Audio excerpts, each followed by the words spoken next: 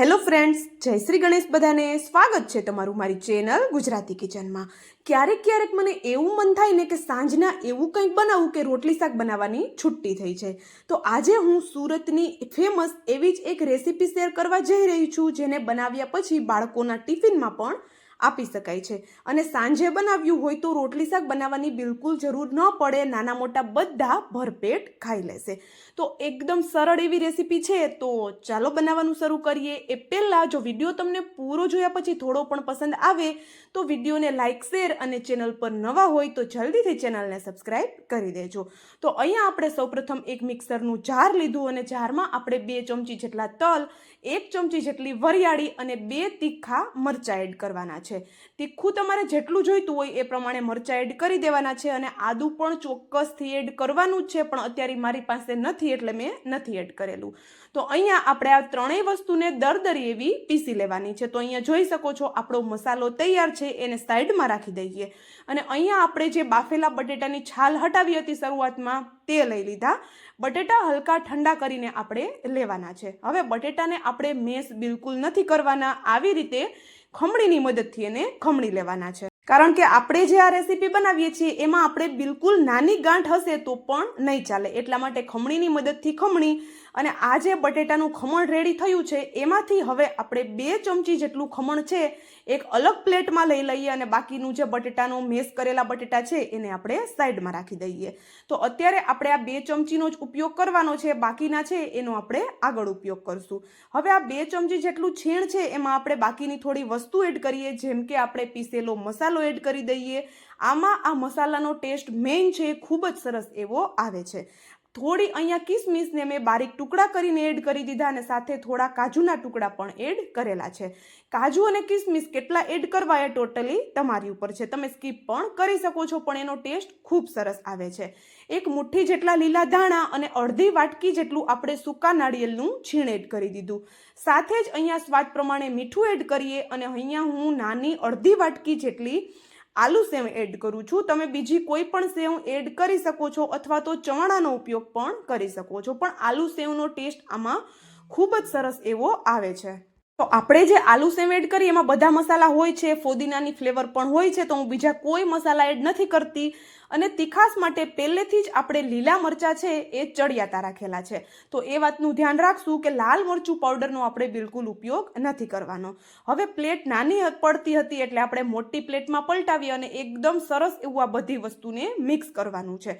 તો આપણે જે 2 ચમચી જેટલા બટેટા લીધા એનાથી આ મસાલો છે એમાં સરસ એવી બાઇન્ડિંગ આવી જાય છે. તો આ રીતે હલકું આપણે એને મિક્સ કરશું એટલે સરસ એવો આપણો એક મસાલો બનીને રેડી થઈ જાય છે. થોડું મુઠ્ઠીમાં લઈ અને મુઠ્ઠી બાંધી અને જોઈ લેવાનું છે, સરસ એવી બાઇન્ડિંગ આવે છે એટલે પરફેક્ટ એવો આપણો મસાલો બની ગયો છે. અને બાઇન્ડિંગ ન આવતી હોય તો થોડી બટેટા જે આપણે મેશ કરીને રાખ્યા છે તે એડ કરી દેવાનું છે. હવે બનાવેલા મસાલામાંથી આ રીતે મીડિયમ સાઇઝના રફલી એવા બોલ્સ આપણે વાળી લેવાના છે. તો અહીંયા જોઈ શકો છો બધા મસાલામાંથી હું નાની સાઇઝના બોલ્સ વાળી અને મેં રેડી કરી લીધેલા છે. હવે આ ચટપટા બોલ્સ છે એને પણ સાઈડમાં રાખી દઈએ અને આપણે જે બાફેલા બટેટા સાઈડમાં રાખ્યા હતા તે લઈ લઈએ. ત્યાં સુધીમાં આપણા બટેટા જે આ સાઈડમાં રાખ્યા હતા એ પ્રોપર ઠંડા થઈ ગયા છે. બટેટા છે એનું પ્રોપર ઠંડા કરવા ખૂબ જરૂરી છે, નહીંતર એમાં ચીકાશ આવી જશે અને પ્રમાણે લોટનું પ્રમાણ વધારે જશે. હવે અહીંયા લોટમાં મેં અડધો કપ જેટલો ચોખાનો લોટ લીધો છે, એમાંથી 2 ચમચી જેટલો લોટ છે બચાવી અને આપણે સાઈડમાં રાખી દીધેલો છે. તમે કઈ વેરાયટીના બટેટા યુઝ કરો છો એ પ્રમાણે લોટ કેટલો જશે ને એ ઉપર આધાર રહેશે. તો અહીંયા જોઈ શકો છો બટેટા સાથે લોટને સરસ એવો મિક્સ કરી લેવાનો છે. અને બાય ચાન્સ તમારી પાસે ચોખાનો લોટ નથી તો તમે કોર્નફ્લાવરનો ઉપયોગ કે આરારોટ પાવડરનો ઉપયોગ પણ કરી શકો છો. હવે અહીંયા બધું એકદમ સરસ એવું આપણે મિક્સ કરી આ રીતનો લોટ બાંધીને રેડી કરવાનો છે. બાય ચાન્સ તમારાથી લોટ થોડો વધારે થઈ ગયો અને બટેટાનું છે આ લોટ બંધાઈને રેડી નથી થતો તો થોડું તમે પાણી એડ કરી આવો સોફ્ટ એવો લોટ બાંધીને રેડી કરી શકો છો, કોઈ ડરવાની જરૂર નથી રહેતી. હવે અહીંયા આપણો લોટ રેડી છે તો એમાંથી આ રીતે આપણે હાથમાં થોડો લુવો લઈ લઈએ અને આ રીતે એને પ્રેસ કરી અને એક પૂરીનો શેપ આપી દેવાનો છે. જો અહીંયા બાફેલા બટેટા અને ચોખાનો લોટ લીધો છે એટલે બિલકુલ આપણા લોટમાં બાઇન્ડિંગ નથી, એકદમ જલ્દીથી તૂટી જાય છે. તો ડરવાની જરૂર નથી. આ રીતે હથેળીમાં રાખી અને પ્રેસ કરશું એટલે સરસ એવો એનો એક પૂરી જેવો શેપ આવી જશે. હવે આપણે બનાવેલો જે મસાલો છે આવી રીતે સેન્ટરમાં રાખી દઈએ અને એકદમ હળવા હાથે આ રીતે એને આપણે વાળી લેવાનું છે. જો વાળતી વખતે હલકું ફૂલકું તૂટશે પણ આરામથી એ સેટ પણ થઈ જાય છે.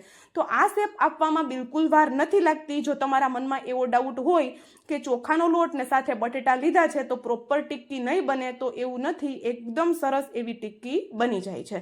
તો અહીંયા જોઈ શકો છો આપણી એકદમ સ્મૂથ અને બિલકુલ ક્રેક્સ વગરની આપણી સરસ એવી ટિક્કી બનીને રેડી થઈ ગઈ છે. ટિક્કીનો તમારી મનપસંદનો કોઈ પણ શેપ તમે આપી શકો છો. એ જ રીતે બધા લોટમાંથી ટિક્કી આપણે બનાવી લેવાની છે. ચાલો, ટિક્કી તો રેડી છે પણ ટિક્કીમાં બિલકુલ બાઇન્ડિંગ નથી. તો ટિક્કીને સિક્યોર કરવા માટે આપણે શું કરશું, 2 ચમચી જેટલો આપણે જે ચોખાનો લોટ બચાવ્યો હતો એમાં આપણે અડધી ચમચી જેટલો ઘઉંનો લોટ અથવા તો અડધી ચમચી જેટલો મેંદો છે એ મિક્સ કરી અને આ રીતે ટિક્કીની ઉપર સરસ એવો લગાવી દેવાનો છે. હલકા હાથે આપણે એની ઉપર પ્રેસ કરી સરસ એવો લોટ લાગી જાય એ રીતે આપણે એને લગાવી દઈશું. તો બધી ટિક્કી ઉપર એ જ રીતે આપણે લોટ લગાવી દેવાનો છે. લોટની સ્લરી બનાવવાની કોઈ જરૂર નથી રહેતી.